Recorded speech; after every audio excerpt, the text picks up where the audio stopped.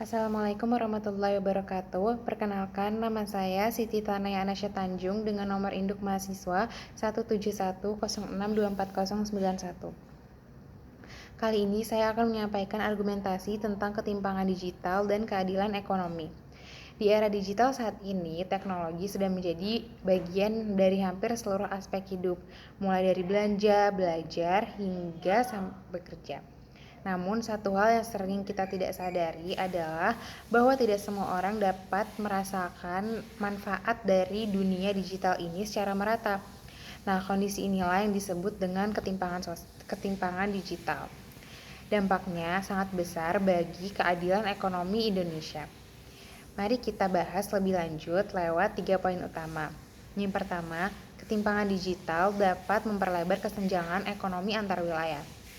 Berdasarkan data BPS tahun 2024, tingkat literasi di DKI Jakarta sudah menunjukkan 83%, sementara di Papua baru sekitar 49%. Perbedaan inilah yang menunjukkan betapa jauhnya akses dan kemampuan masyarakat dalam memanfaatkan teknologi.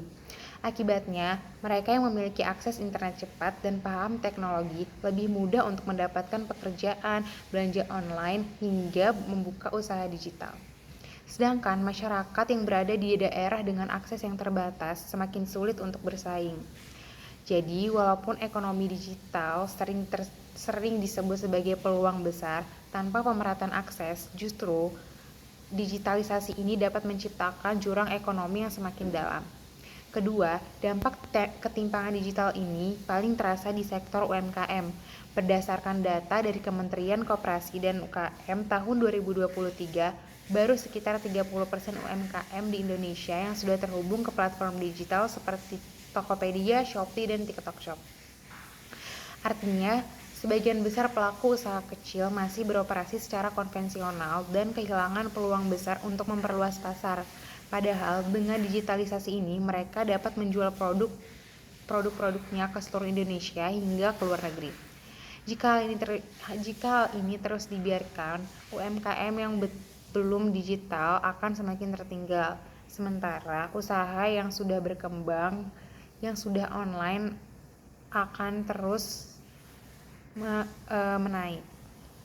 Nah, transformasi digital seharusnya bisa membuat semua pelaku usaha naik kelas, tidak hanya sebagian kecil yang sudah siap.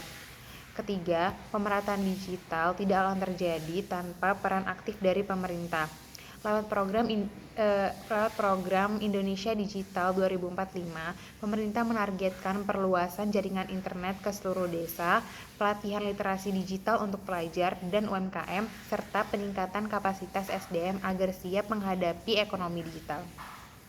Langkah-langkah seperti ini sangat penting. Kalau hanya diserahkan ke pasar, daerah terpencil akan terus tertinggal. Pemerintah harus menjembatani dan memastikan semua lapisan masyarakat bisa ikut serta. Dengan kebijakan yang berpihak pada inklusi digital, ekonomi digital Indonesia dapat tumbuh lebih adil dan merata untuk semua. Jadi dari ketiga poin di atas, bisa kita simpulkan bahwa ketimpangan digital tidak hanya sekedar masalah teknologi, namun juga masalah keadilan ekonomi. Jika kita ingin transformasi digital benar-benar membawa manfaat untuk seluruh kalangan, maka akses, literasi, dan kesempatan harus dibuka untuk semua orang, dari kota sampai pelosok, dan pelaku usaha besar sampai UMKM kecil. Karena ekonomi digital yang adil artinya kemajuan yang dirasakan bersama. Sekian dari saya, kurang lebihnya mohon maaf. Wassalamualaikum warahmatullahi wabarakatuh.